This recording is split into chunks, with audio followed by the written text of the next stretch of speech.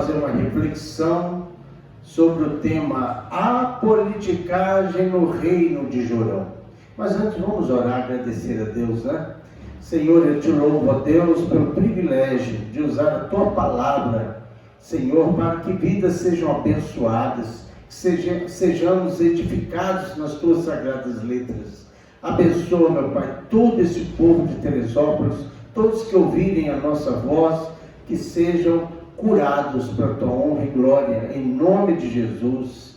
Amém. Nós vamos ler um texto bíblico em 2 Reis, segundo livro de Reis, capítulo 6, de 24 até o capítulo 7. Na realidade, para nós ganharmos tempo, nós não vamos ler todo o capítulo, mas seria 2 capítulos, 6 e o 7, que vai falar de uma história. Então, para a gente cortar, eu vou contar a história que está na Bíblia, né? Ele começa assim no capítulo 6, dizendo no versículo 24: Sucedeu depois disso que Ben-Hadad, rei da Síria, ajuntando todo o seu exército, subiu e cercou Samaria, e houve grande fome em Samaria. Eu vou contar a história rapidamente, porque o texto é muito longo. O reino era bem unido quando estava sob a égide do grande rei Salomão. E o Salomão, depois da sua morte, o reino foi dividido, pelos seus filhos, ficando 2 tribos, eram 12 tribos, ficaram 2 tribos no reino do sul, Benjamim e Judá, e no reino do norte, 10 tribos. E justamente a história, o contexto histórico se encontra nesse texto dentro da tribo do norte, ou seja, as 10 tribos sob a direção do rei Jorão. Então nós temos de entender essa história para a gente fazer a aplicação dela. Foi aproximadamente no ano de 852 a.C. que o rei Ben-Hadad era o rei da Síria, conhecido como o rei também dos deuses do trovão, né? Ele invade Israel que tinha como rei o rei Jorão, filho de Acabe, que casou com Jezabel, né? Não podia dar muita coisa boa. Então ele cerca a capital de Israel, que era Samaria, e por causa desse cerco, houve muita fome, muito desespero, as pessoas não tinham do que se alimentar. Então nós vamos ver que essa tragédia do povo, da fome de Samaria, desespero, expressa-se um valor atribuído a uma cabeça de jumento. Então, olha só, parece hoje, né, a nossa pandemia, aqui as coisas se encareceram de uma tal forma, coisa que custava cento e pouco, 400, 500 reais. Nós vamos ver que a fome fez com que eles, então, pudessem comprar uma cabeça de jumento, ou um esterco, que era um quilo de prata. Então, uma coisa que não servia para alimentar, começou a ter um valor incrível. Então, diante desta pandemia, que eu posso dizer que aconteceu em Samaria também, essa fome, esse desespero, o rei de Israel, o rei Jorão, que ele entendeu então que a calamidade realmente tinha de ter um culpado. Normalmente, quando tem uma calamidade, nós gostamos de culpar alguém, né? E eles culparam o profeta de Israel, chamado Eliseu. Eliseu, de Deus vem a salvação, era o significado desse rei. Então, em meio à revolta, Jorão mandou um recado a Eliseu, queria cortar a cabeça dele, né? Porque aquilo, se Deus fez com que não chovesse, fosse cercado pelos inimigos, a culpa na realidade era de Eliseu. Há um historiador do século II, da época de Jesus Cristo também, chamado Flávio Joséfo. Ele dizia que a alimentação era um esterco de bomba e tinha um valor muito grande para se adquirir. A fome era tanta, é como aquela música, a fome era tanta no meu Ceará. A verdade é que havia essa catástrofe muito grande. E nós vamos perceber aqui que Israel, ele tipifica agora uma contextualização. Tipifica para nós a humanidade oprimida e sofredora. Então, qual é o tema que vamos trabalhar? A politicagem no reino de Jorão, né? Se parecer aí com a sua cidade, com o seu governador, seu prefeito, é mera citação, tá? Mas no texto aqui, havia uma politicagem no reino de Jorão. Israel tipifica justamente a nossa cidade, Teresópolis, o nosso Brasil, né? A humanidade que vem sido oprimida, tão sofredora pelos políticos, pelas questões desses dirigentes, né? Mas a Bíblia diz que os sírios também tipificam o mundo espiritual opressor. Enquanto Israel simbolizava, tipificava a humanidade, os sírios que circularam Israel, por isso havia fome, eles tipificam o mundo espiritual opressor. E é interessante nós analisarmos também que dentro desta conjuntura de Ben-Hadad, o rei da Síria, que tipifica Satanás, esse rei que quer oprimir a nossa fonte espiritual, e Jorão, que é o rei de Israel, que tipifica justamente o opressor também da sua comunidade. Então a gente vai ver que esse texto bíblico, ele fala muito de perto, é muito contextualizado com a nossa história política, religiosa, social dos nossos dias. E nós percebemos nesse texto aqui, né, forças opressoras que temos aqui tipificado político ladrão e pecador. Onde eu falo da politicagem, eu falo do pecado, tá? Então nós vamos colocar a politicagem no reino de Jorão, há pecado no reino de Jorão. Porque o que é politicagem? É quando as pessoas vivem pelo interesse próprio, pessoas vivem por trocas de favores, não pensando no povo. Então essas forças, elas existem tanto no mundo físico, quanto no mundo espiritual também. E a Bíblia nos mostra o cuidado que devemos ter, de entender isso e buscar em Deus a resolução de todas as coisas. Vamos perceber no texto então, essa antivida, essa área física, onde tem os agentes opressores do homem. Quais são os agentes?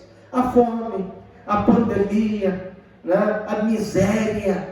E é isso que estamos vendo na nossa cidade, no nosso Brasil, dentro das nossas igrejas, fora da nossa igreja, e também no mundo espiritual, que nós chamamos do anticristo, essas forças espirituais do mal, que manipulam os agentes da antivida, trazendo crises políticas, sociais, morais, religiosas. Nós estamos vivendo no tempo de Jorão, meus irmãos. Por isso que há politicagem no reino de Jorão, há pecado. E nós precisamos olhar para os céus, olhar para o autor da fé. É preciso perguntar a nós mesmos, e a pergunta é: o que podemos fazer diante de tal situação? Confiar nos homens? Dobrar os nossos joelhos, cruzar os nossos braços, sentar e chorar? Mas não, ter atitude.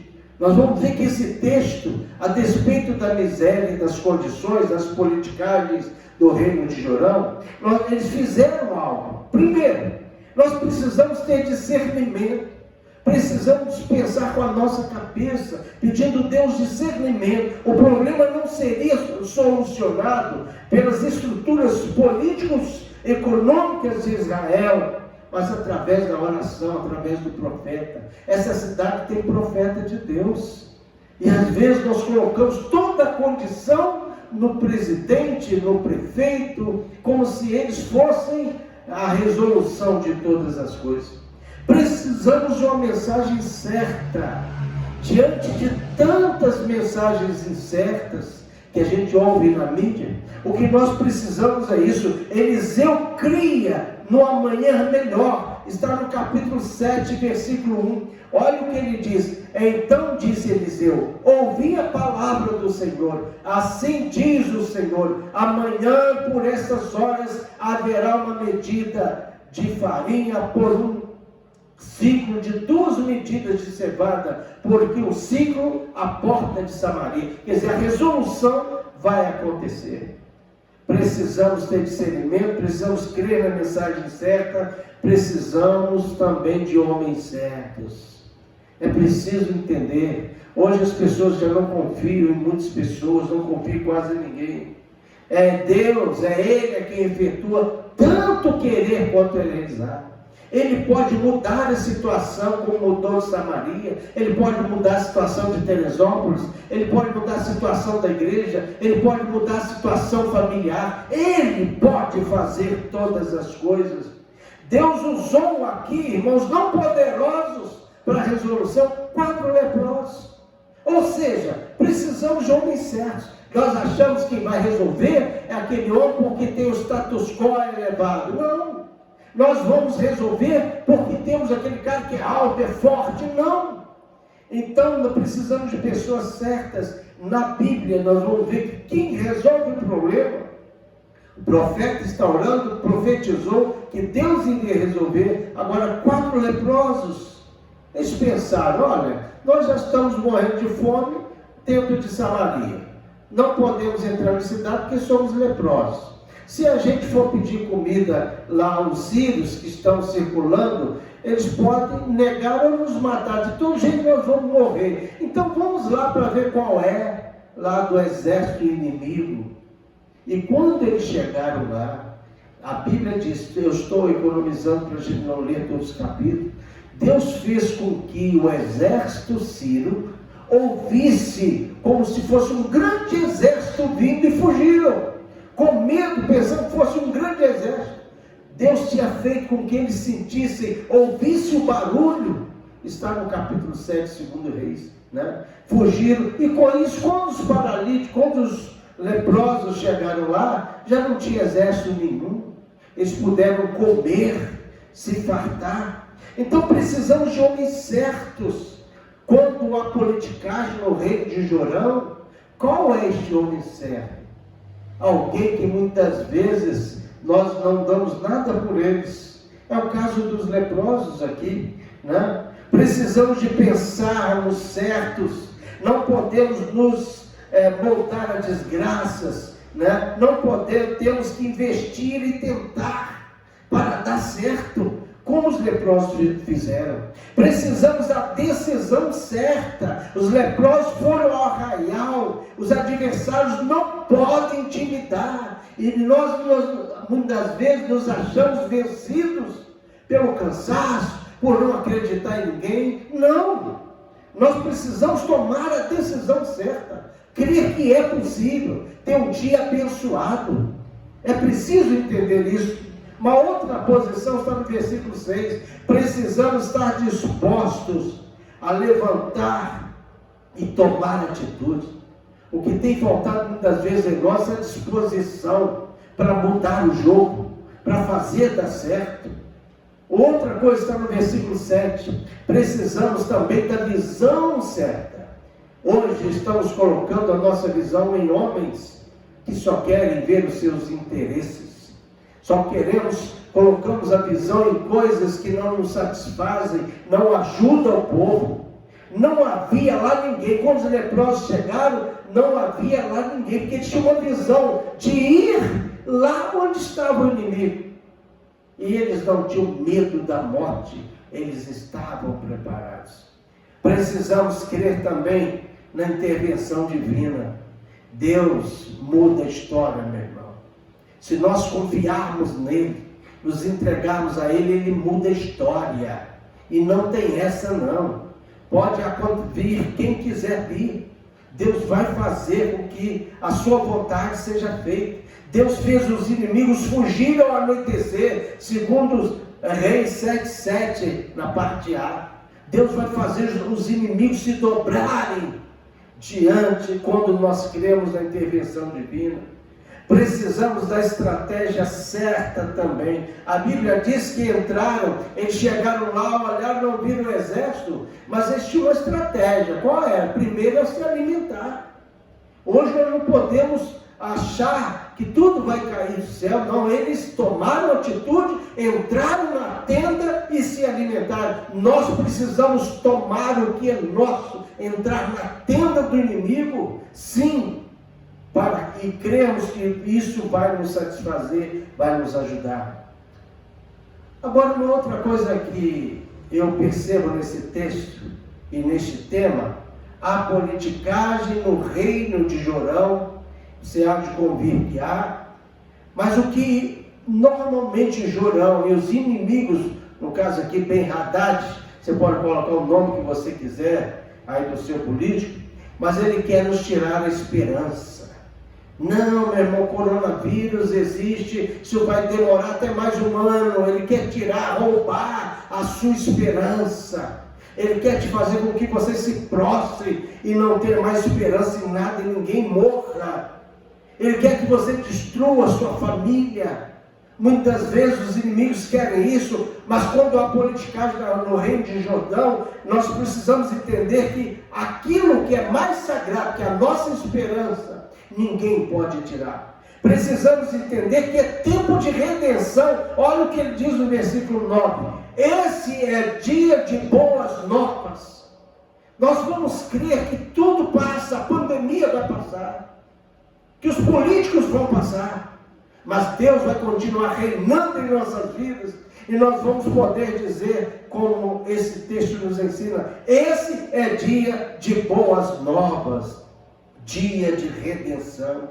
Devemos anunciar isso para as pessoas, não fazer, esperança sim, tudo vai passar. Versículo 11, precisamos compartilhar também com os outros. A visão não pode ser nossa, só nós que podemos alcançar a bênção, e os outros. É preciso entender o que os leprosos fizeram. Eles bradaram aos porteiros da cidade, dizendo: os inimigos já se foram, há muita comida lá no acampamento dos sírios, lá de Ben-Hadad. É necessário trabalhar em termos para que outros também usufruam das bênçãos do Senhor. Por isso é o compartilhar, a koinonia, isso é que tem faltado. O que os políticos querem, muitas vezes, os maus políticos, é roubar tudo que tem do povo, a esperança, a visão, para que haja prostração. Precisamos ver aqui a libertação que vem de Deus. Versículo 12, foram após eles até o Jordão. Então o rei mandou que alguém verificasse se era verdade. E chegaram lá, justamente havia comida para todo mundo. E aquilo que era tão caro, perdeu-se o valor, e eles puderam comprar pelo dinheiro que eles tinham, as condições que eles tinham. Há politicagem no reino de Jorão. Quando há politicagem, interesse próprio, para ver apenas o umbigo, o povo sofre, o povo geme. Hoje o Brasil e o mundo estão gemendo, devido a essa pandemia, sim, mas também daqueles que aproveitaram deste momento para fazer com que o povo perdesse toda a alegria.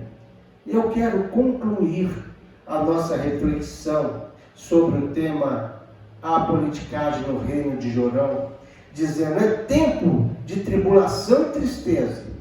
Eu sei que é tempo de pandemia, mas devemos estar conscientes da realidade, a qual não nos deve levar à acomodação, não. Vamos sacudir a poeira, vamos olhar para o autor e consumador da fé, vamos gerar um espírito de luta, de otimismo, e gerar, sob a égide desse texto, como os leprosos e como o profeta Eliseu, gerar otimismo e esperança dentro da gente e ir para a luta.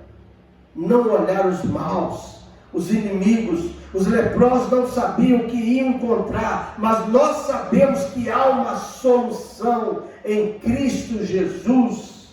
Por isso, eu quero terminar orando pela nossa cidade, pelo nosso estado, pelo nosso Brasil.